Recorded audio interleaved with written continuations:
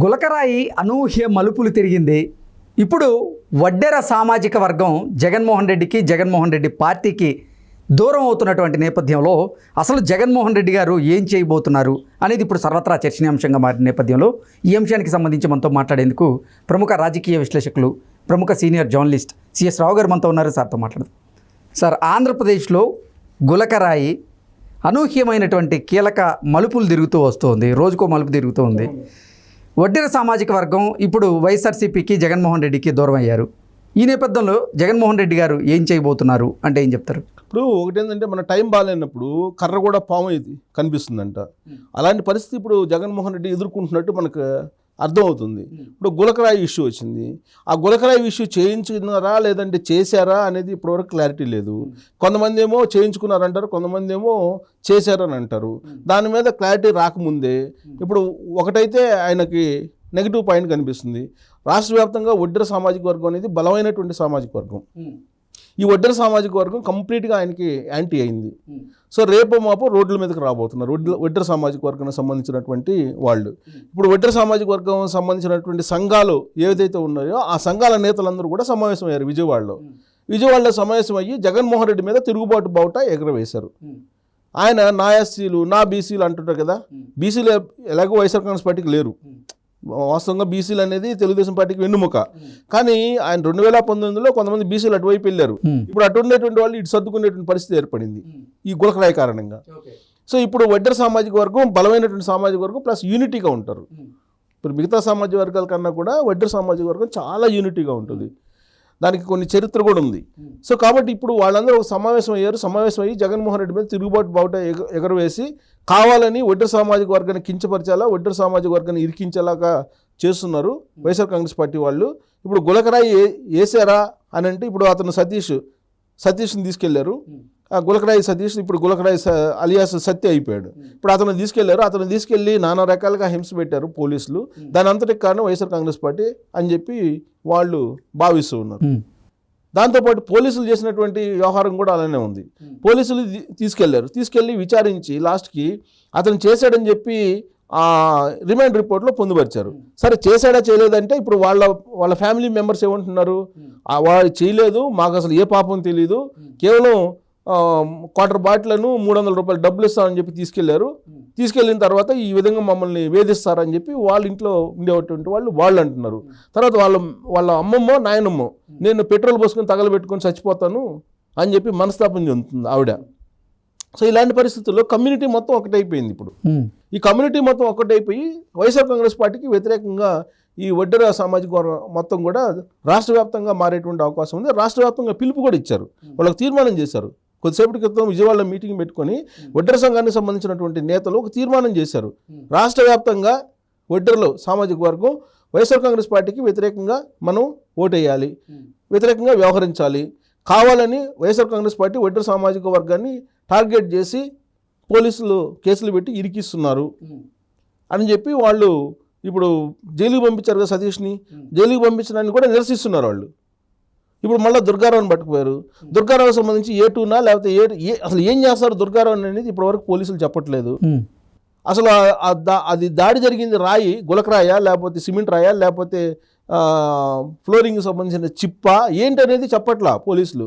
అసలు అది స్వాధీనం చేసుకుంటే కదా తెలిసేది. అసలు ఇప్పుడు ఒక సంఘటన జరిగింది, అది తగిలి బస్సు మీద పడి ఉంటుంది కదా, బస్సులో ఉండేటువంటి ప్రాంతాన్ని ఆ రోజు కనుక సీజ్ చేసినట్టయితే అక్కడ రాయి దొరికిండేది కదా, రాయి దొరకలేదు.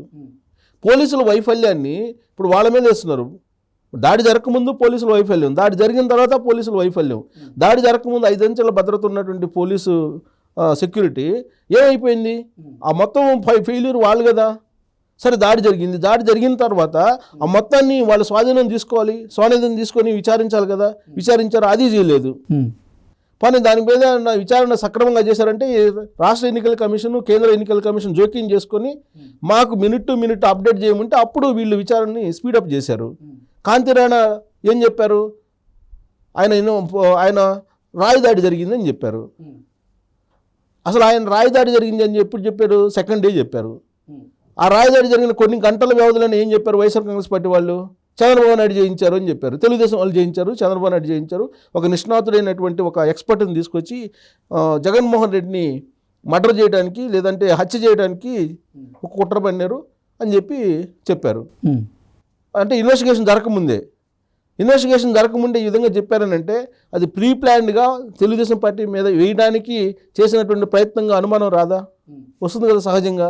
అందులో పూర్వపు చరిత్ర చూసే వైఎస్ఆర్ కాంగ్రెస్ పార్టీది కోడికత్తి కేసు ఉంది కదా, 2019 ఎన్నికల ముందు కోడికత్తి కేసు, దాన్ని ఏ విధంగా డైవర్ట్ చేశారు, ఇవన్నీ తెలుసుకున్న తర్వాత తెలుగుదేశం పార్టీ ఏం చెప్తుందంటే ఇవన్నీ కాదు, అసలు దీని వ్యవహారం బయటపడాలంటే సిబిఐ ఎంక్వైరీ చేయండి అని చెప్పి కేంద్ర ఎన్నికల సంఘానికి కంప్లైంట్ చేసింది.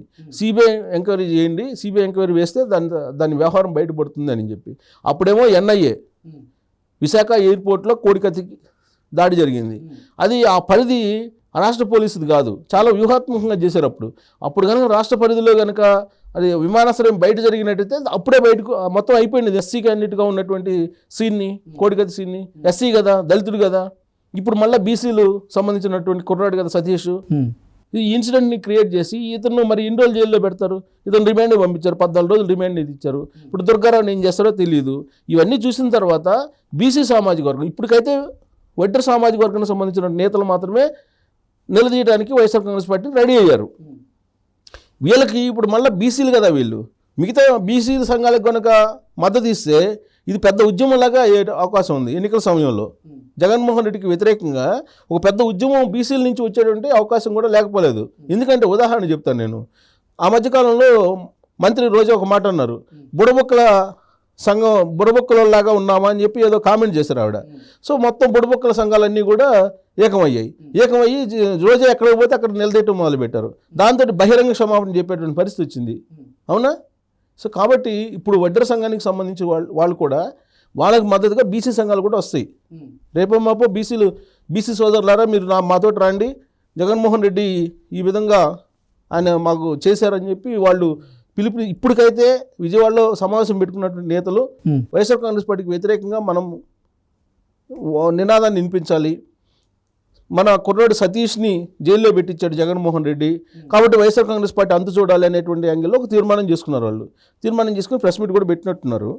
సరే, రాబోయేటువంటి రోజుల్లో మిగతా బీసీలను కూడా కలుపుకొని దీన్ని కనుక పెద్ద ఉద్యమంగా కనుక చేపడితే బీసీలు అందరూ ఆల్మోస్ట్ ఎక్కువ భాగం వైఎస్ఆర్ కాంగ్రెస్ పార్టీని వదిలిపెట్టి ఇంతకుముందు ఏ పార్టీలో అయితే ఉన్నారో తెలుగుదేశం పార్టీలో ఆ పార్టీకి కన్సల్టేటెడ్ అవకాశం ఉంది ఇది ఓటింగ్.